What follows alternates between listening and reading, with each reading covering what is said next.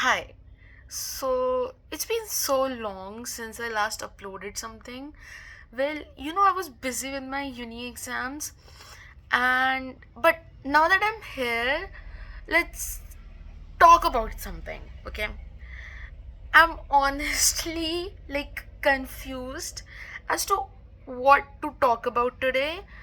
A personal story or perhaps a life lesson. But more than these things, I'm actually very emotionally heightened today. So I want to talk about emotions. Okay, so see, I'm emotionally heightened. You might not be, so you can go, and I'm just gonna talk about my emotions, and it might relate to you, but of course, you can leave at this point if you don't want to listen to it. So, those who are here, see, I honestly don't know if many of you suffer from abandonment issues and because of that, anxious attachment style. But I do. Okay, I do. I fear abandonment more than anything. Anything. And for me, it's really very easy to get attached in minutes or so. Okay, if I really if I like your personality or something, then it's really easy for me to get attached. And see, the reason might be my both parents used to work, right? And I was usually left alone at home. And since me and my brother have a really a large age gap, so he had his own friend group, and I never had a friend group. Okay, like वो friends से ज़्यादा they were like bullies, so I never had a friend group. He would go and play out with them, but I was usually left home alone. So I would imagine scenarios in my mind.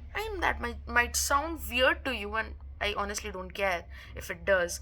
But yeah, I used to imagine scenarios in my mind, and I used to play with soft toys. I would imagine them as a character in my story, and I would play with them. And then, I would imagine myself as some character in their story. And yeah, those were the fake scenarios I would just create. And like growing up, I realized that this made me fear abandonment. As soon as someone would show a slightest sign of care, I would get attached and then fear that they would leave someday. And like I would have to be alone, and I would just remember my childhood home, and I would imagine myself being alone again there. And let's just say that it wasn't that great of an experience. And now, because of that, I have completely stopped talking to people. Okay, I don't talk to people at all, because this was the only plausible situation my mind could come up with, that if you don't talk to people you won't get attached, and so they could never leave you, right? And I've made peace with it. I'm literally at peace with it. In my 4 years of college life, I made zero friends. And yeah, you guessed it right. That was because of I would get too much involved in that, and then they would leave. So it makes no sense. So I was always of that view that if they're gonna leave eventually, why put in all the efforts, and why would I get hurt again? I had a friend who was my friend from past 11 years. And if she could leave, then why would anyone stay? She could leave. She knew everything. She knew me inside out. I knew her inside out. I mean, probably I didn't, because I thought she would never leave, but she did. Anyways, it's not about her. It's not about being coward as well. I'm not coward. I'm very much strong. It's just that it's more about protecting your peace and finding a love within yourself. Isolating made me realize my worth, and it helped me with self love, right? Like, I won't say that I didn't hate myself. There were periods where I would, but now I no longer do, because it was me who brought me out of my darkest phases. It was me who would care for myself. It was me who would make myself tea. It was me who would do everything for myself.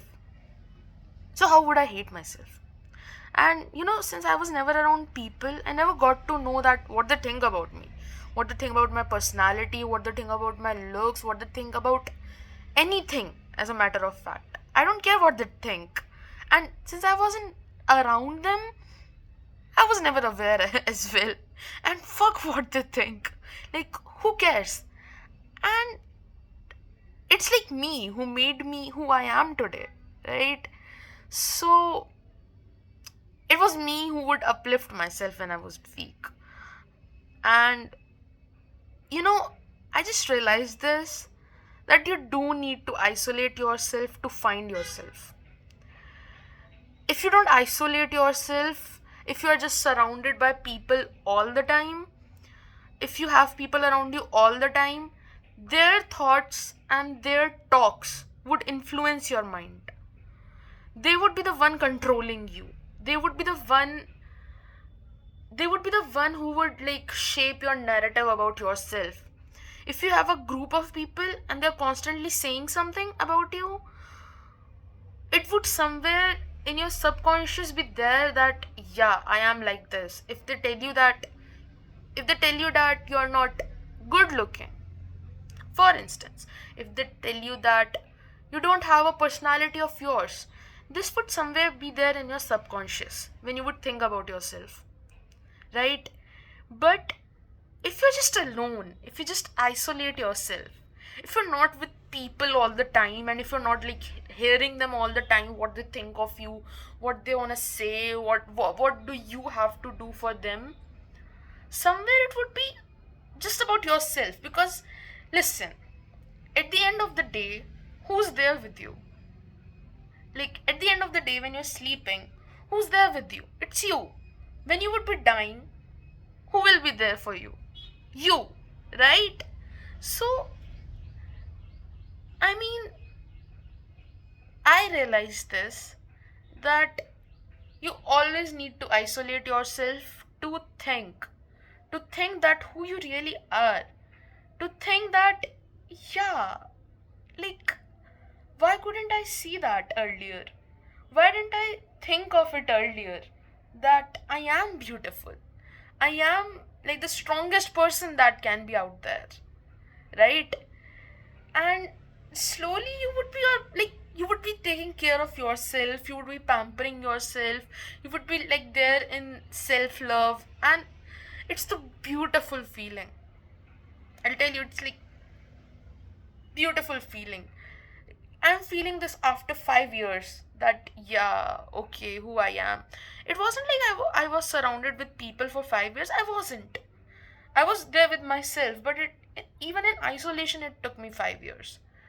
So, yeah, I mean, I would at last just say that keep loving the authentic you. Like, really, there's no one like you out there.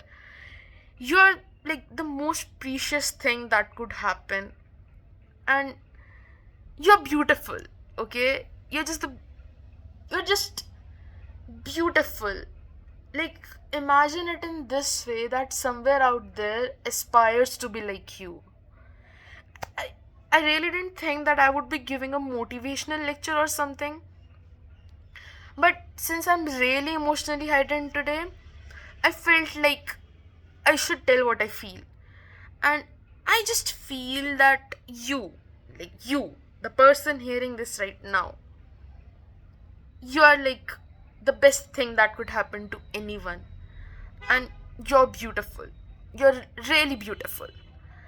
And yeah, that's it. Just keep loving yourself. Really.